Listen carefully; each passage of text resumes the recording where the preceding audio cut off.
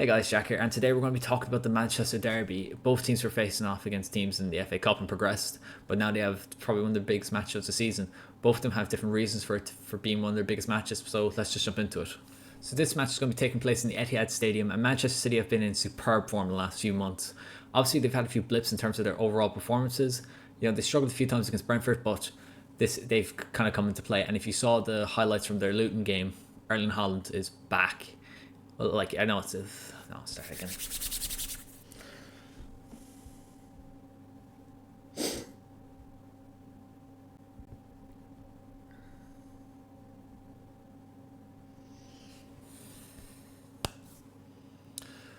So Manchester City come into this in better form. Obviously, they haven't. The last time they dropped points was against Chelsea, and like that was quite a contentious game in terms of just back and forth, and just they were comprehensively kind of out. Manchester City go into this game in better form. They haven't dropped points since Chelsea, and they've overall just been really good. And a few of their performances haven't been the greatest, especially their two against Brentford. But against a team that's maybe tried to play a bit higher, like we saw against Luton, they can punish you. Erling Haaland picking up 5 goals. Granted, a few of those goals were they were a bit fortunate through through different means, but overall they have deserved their wins overall, and since they're going to be challenging for the title, they need to be picking up a win here. Manchester United haven't been in great form in terms of just their performances in general. Sure, I think they won 4 of their last 5, but their last game against Fulham was very dull in terms of the performance. A lot of fans were really upset with how poorly they played against a Fulham side that haven't won, I think, at Old Trafford since 2003 or around that period. And you can see why it was the case. They just didn't look cohesive. And I don't know whether it was because they're a bit like lackadaisical in terms of what they felt against Fulham, or was it that they struggled to play without a recognised striker. Marcus Rashford started up top, and he looked isolated. He just didn't get on the ball enough. And while United did create chances, they just weren't that great. And one of the key issues with United has been defensively. They played Nottingham Forest in the FA Cup, and while they did have a few good chances, despite not having Rasmus Haaland up top, they defensively they struggled. Granted, they did have a makeshift back line with the likes of Dallo, who's just been great this season. Amrabat at left back, which isn't his position, and he was caught out multiple times, and also Lindelof and Varane. And while both of them are good centre backs, especially Varane, they just didn't gel properly. And with the likes of Maguire maybe potentially missing out, if that could be that could be an issue for them. It's very intriguing to see because Guardiola has had the better part of Ten Hag's reign. Obviously earlier on in the season they beat them 3-0, and I can imagine it's going to be a similar scoreline here. I think what United have to do is play to what the likes of Brentford and other smaller teams have done against them, who they've gotten points from them. Just play with a mid to low block and just prevent City from getting really much access. So whether that might be playing Wan-Bissaka left back due to Luke Shaw and Malacia still being out, or playing more counter-attacking, maybe McTominay pushes up further up top, but they definitely need a bit more physical presence in the midfield, because Kobbie Mainoo he's an incredible young player, but this could be a bit of a challenge for him, because if he'll have to be doing a lot of defensive work, because Casemiro has tried his best, and he picked up the goal that ultimately led to them getting through against Forest. They do need to have just more energy in the midfield, because if they're going to break and transition quickly, Rashford needs to be and Garnacho need to be ready to pounce when they have the chances. And I think it's going to be very tricky here when they don't have kind of like a recognised team. They've United have a lot of injuries in comparison to City. City have potentially Guardiola and Grealish out, while United have like Martinez, Maguire, and Luke Shaw and a few others. Obviously Haaland. I just think it's going to be a bit too much for Manchester United. Part of me does imagine that they could get something from this game, a draw maybe. But with Manchester City and how they're going to be playing, considering that they do have Champions League football midweek, but they've have that wrapped up at this stage. So to be honest, I can see them just taking it a bit easier in terms of they don't need to kind of push as much in that game, so they're going to go for it in this one. And I just think Manchester City are going to have the win over this, and I'm going to go with a 3-1 win to Manchester City. Oliver Glasner started off his reign with a 3-0 win over Burnley, and I think that was a nice way to start, just get their motivation back, and especially against a tough team are going to be away from home at the Tottenham Hotspur Stadium.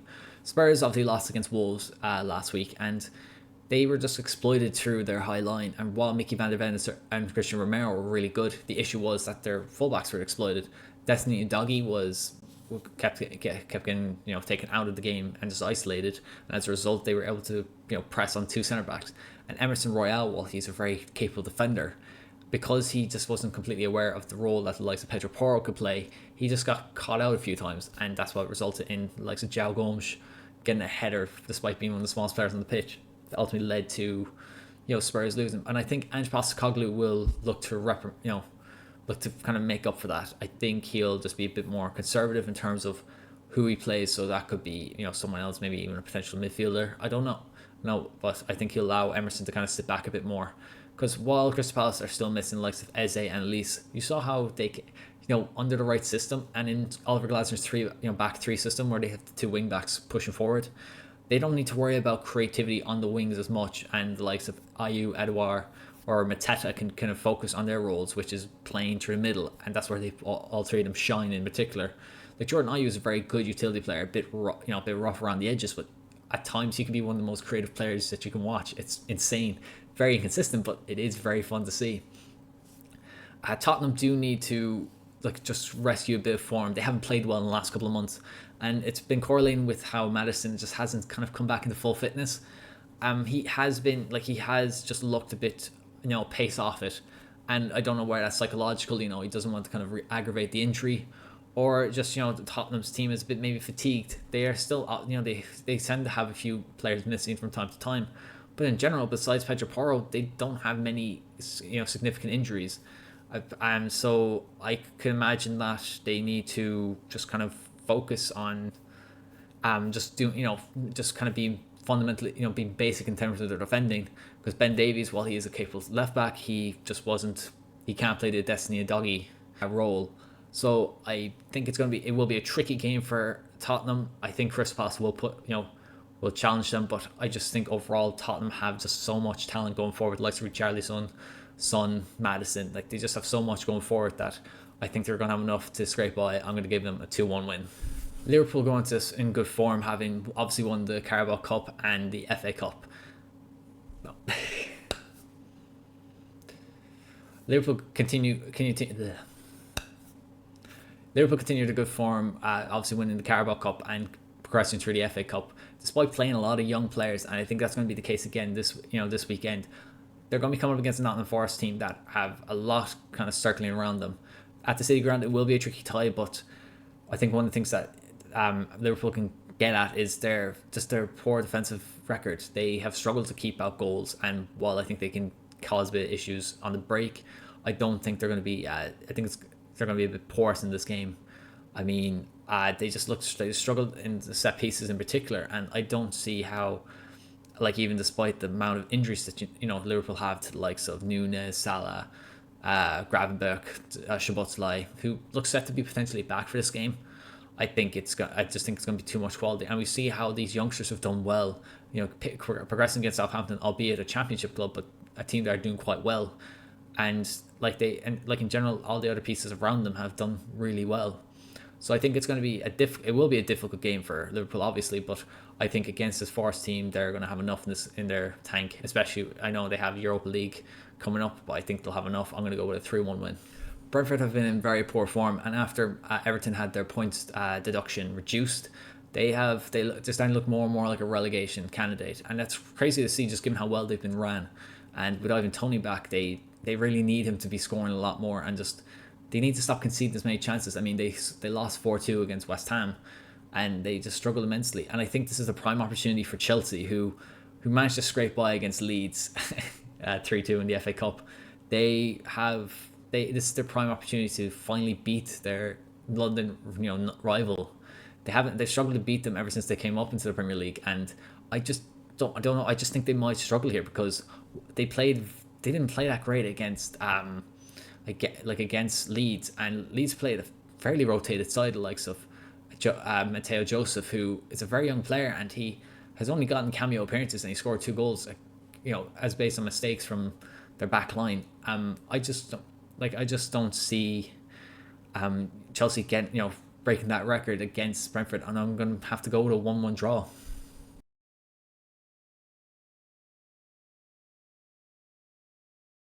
Brighton have the tricky task of balancing this game against Fulham with their Europa League clash. And I think they're going to have to prioritise the Europa League. While their league form has been particularly great, having to scrape an equaliser courtesy of Lewis Dunk against Everton, they're going to be facing Roma, and Daniele De Rossi has done incredibly well rescuing their form and showing them how they can play really good advanced attacking football. I wouldn't be surprised if Roberto De Zerbi looks to just set up a bit more with less tempo in this game, because they're missing a lot of players, and against this Fulham side who did really well against United despite not having a recognised striker, and Rodrigo Muniz did really well. I think they're gonna have to just be a bit more conservative and pragmatic with their performance if they want to kind of go into their Europa League clash with as much energy as possible, and just with fitness, and especially with Matoma's going to be out for the rest of the season. They need, and like he's going to be missing these ties. They need just to kind of ensure that their attacking talent is just is in the best condition possible if they want to progress through to the quarterfinals of the Europa League. I think with Fulham on the other hand, who only really have the Premier League to contend with, I think they're going to be pushing at this Brighton side, and I think they're going to come through with a 1-0 win. A small victory for Everton, obviously, as I said before they had their points reduced from 10 to 6, but now they're going to be facing fresh charges alongside Nottingham Forest, and that might be doing something psychologically. But in fairness to Everton, they've just been consistent, drawing 4 of their last 5 games, and while they did lose in the last minute against, I believe against a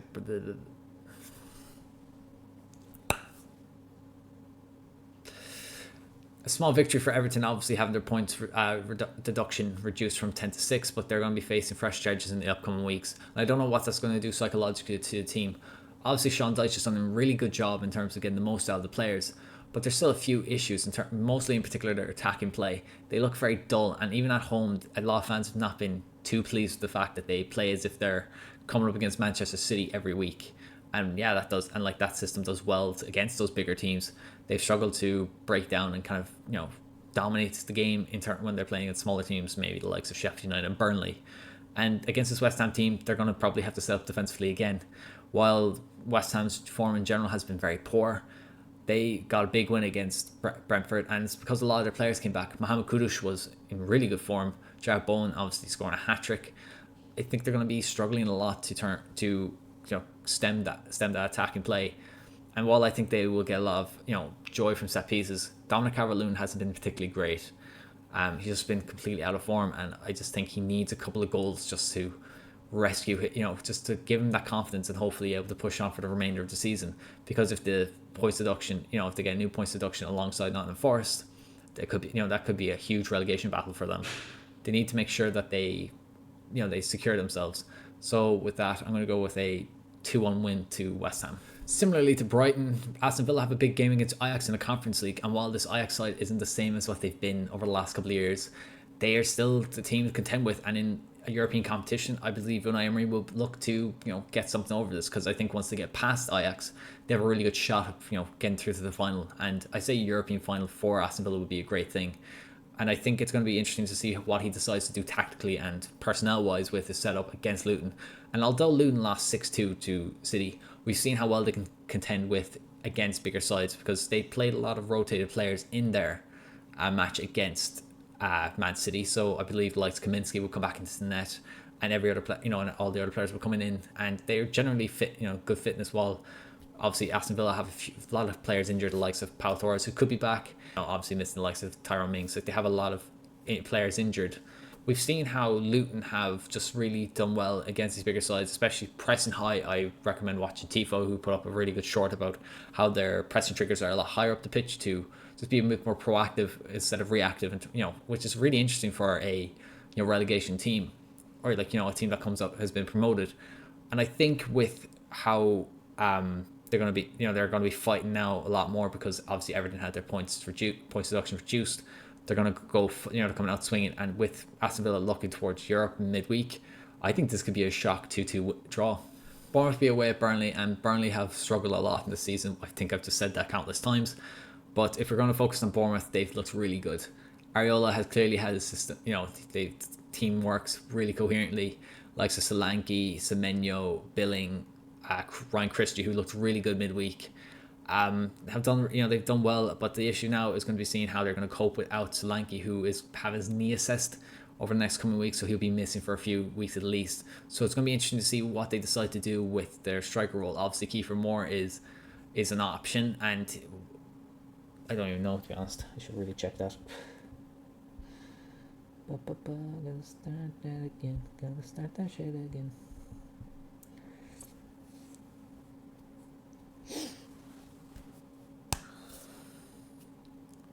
I'm not going to go over Burnley because I was just gone over them quite a bit, and I'd say you're tired of me just bashing them. So I'm going to be talking about Bournemouth. And Areola has done really well. It took him obviously a few months to kind of settle in the system and the players to understand it. But ever since then, the likes of Semenyo, Solanke, Billing, Ryan Christie, who's been good in recent weeks, have done really well. And the defence, I thought, has been doing a bit better now. But they're still conceding a lot of goals. And I think that's going to happen in this game. They're going to concede. But I think they're going to have just too much over Burnley. But I think one of the issues now is that with the Solanke and Unal, I think potentially is injured, the loanee that they brought in. Solanke's going to be probably missing for a few weeks due to a knee injury. It's going to be interesting to see how they're going to set up. Will we see the likes of Sinistera, Ouattara, play kind of a fluid rotation side, a bit like how Arsenal have done with the likes of Trossard, Martinelli and Saka. I just think with how porous Burnley's defence can be, I think Bournemouth have a good opportunity. I don't think they're going to score as much, but I can imagine the likes of them and Kluivert will have a bit more going forward. So I'm going to go with a 2-1 win to Bournemouth. Last game of the game week is Arsenal versus Sheffield United, and despite it being at Bramall Lane, I just don't see Sheffield United keeping Arsenal out. Arsenal have been in really good form going forward, particularly just how well they've been doing attacking wise. Bukayo Saka has looked a lot more comfortable recently, and I wonder is because he got his hair, brought his hair back to his normal, its natural colour, or is it just that they look a lot more fluid, or just look more defensively sound with Kiwior, who, struggled initially because Arteta continued to try to push him in as a Zinchenko replacement, but he has adapted to the style and it has really worked out for them. I think this is going to be interesting to see because they're going to be playing a very low block, and Sheffield United have struggled a lot to keep out goals. And I think that's going to continue here, especially at set pieces. We've seen how well Arsenal set up in these systems, and Gabriel Magalhaes has just looked incredible from these set pieces. And I just don't see, because especially with Arsenal not having any games midweek, that Sheffield United are going to be in for a difficult game. I can imagine Arsenal resting maybe one or two players for their match against Brentford and then lead into the Porto game. But I think just with sheer amount of quality and just how porous defensively Sheffield United are, I'm going to go with a 4-0 win to Arsenal. So thank you very much for watching. I hope you enjoyed the video. If you liked it, please give it a like and subscribe to the channel. Thank you very much for watching. Until next time, take care.